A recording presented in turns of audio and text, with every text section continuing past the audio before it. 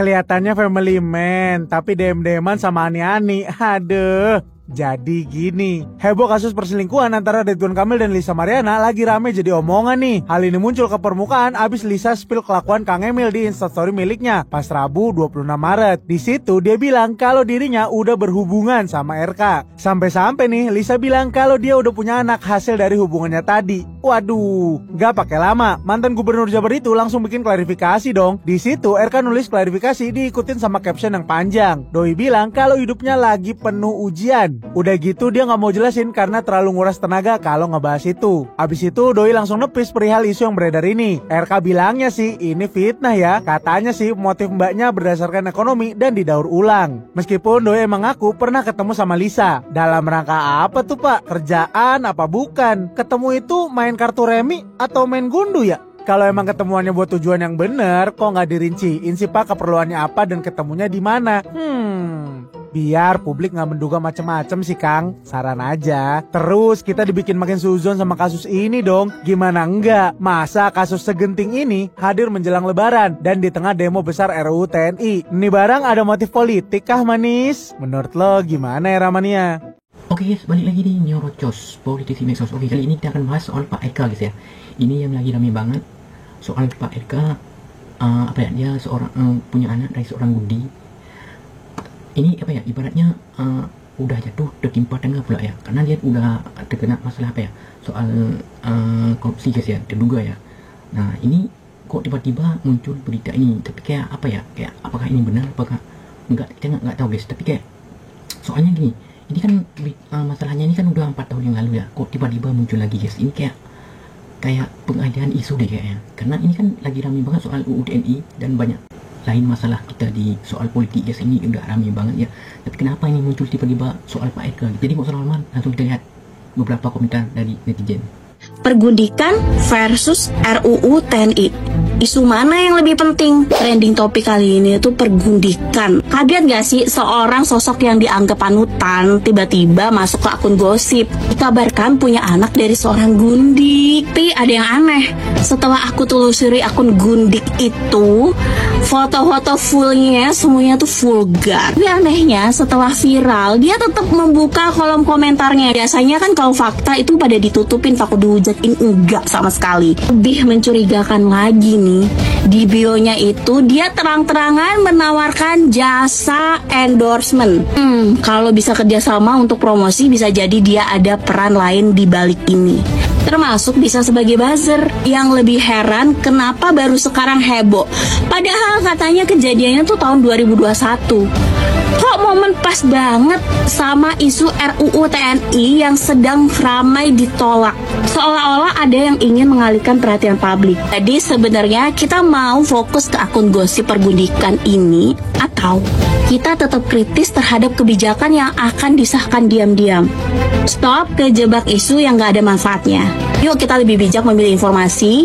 Jangan sampai isu besar yang dampaknya luas malah tenggelam gara-gara drama yang belum tentu penting. Toh sekarang orang bisa cari uang dari mana aja, termasuk lewat skandal dan jadi buzzer. Kira cuannya seberapa besar ya? Coba tulis kolom komentar. Teman-teman, apakah kalian ikuti kasusnya Ridwan Kamil yang sekarang sedang trending topik di X dan di berbagai media sosial? Apakah kalian percaya bahwa itu memang Ridwan Kamil, di mana Ridwan Kamil sekarang sedang di-spill tentang perselingkuhannya? Tapi di sisi lain juga ada banyak yang bertanya-tanya, oh mungkin ini adalah semacam pengalihan isu saja dari isu utama yang sedang diperjuangkan oleh mahasiswa maupun masyarakat sipil, di mana ada penolakan RUU TNI, ada berbagai macam permasalahan bangsa yang sekarang sedang disuarakan. Apakah ini betulan kasus Ridwan Kamil atau hanya sebatas pengalihan isu? Menarik untuk kita ikuti, tapi jangan sampai kita lengah dan kita hilang fokus untuk mengawal permasalahan bangsa. Jadi teruslah bersuara atas nama dan atas untuk kebenaran. Semangat untuk teman-teman semua, salam demokrasi.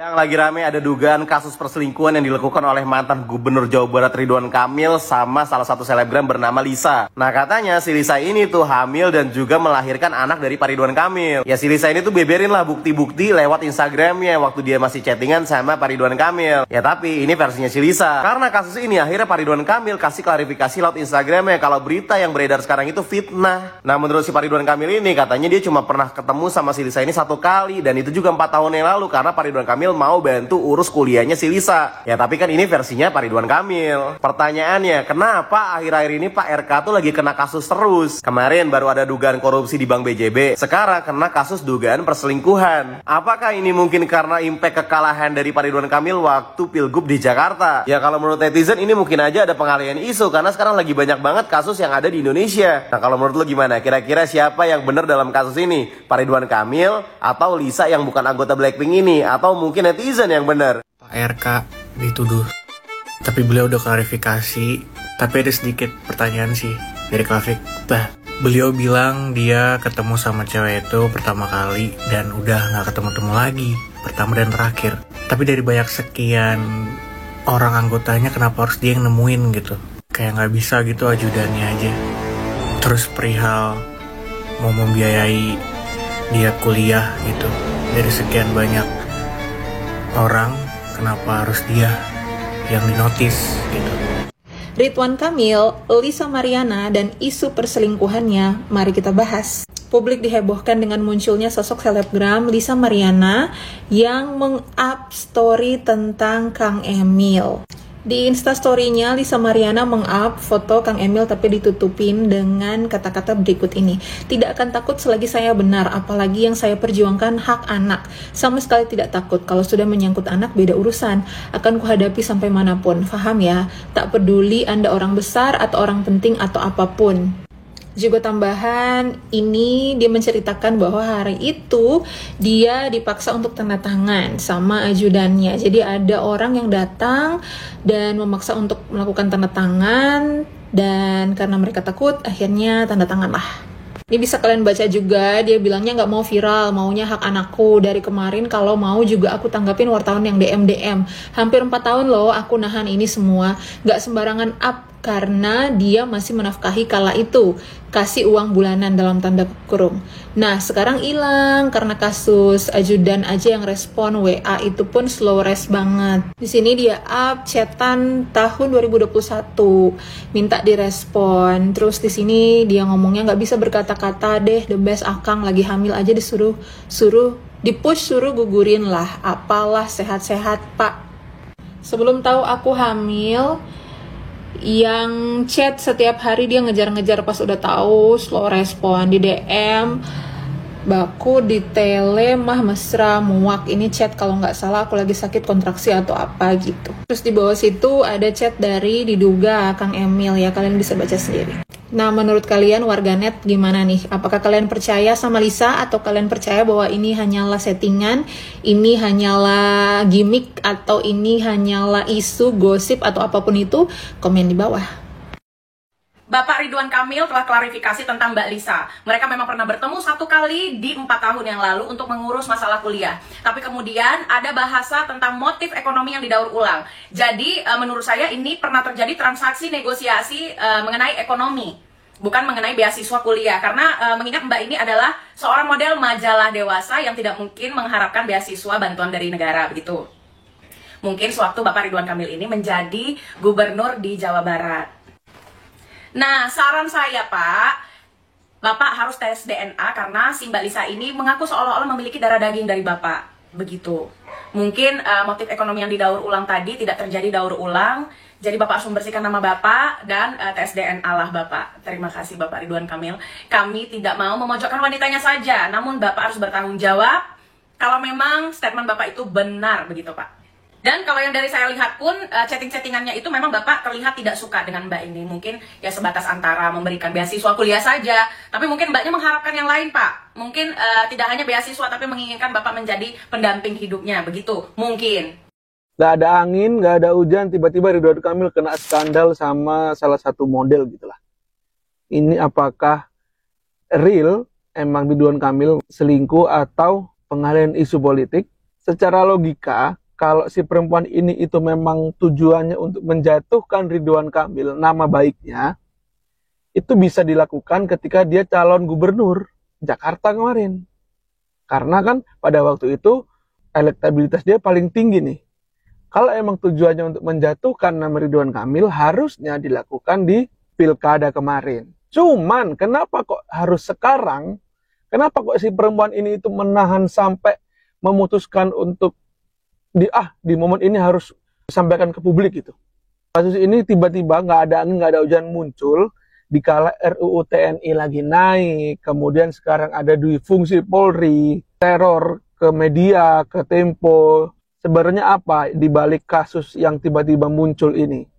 Dari seorang sosok Ridwan Kamil, berita perselingkuhan pejabat dengan model, dengan artis, kemudian skandal dan lain-lain itu sangat gampang untuk mencuri perhatian mayoritas orang di Indonesia. Contoh nih ya, contoh. Pada waktu itu besar-besaran demo tolak RUU Pilkada.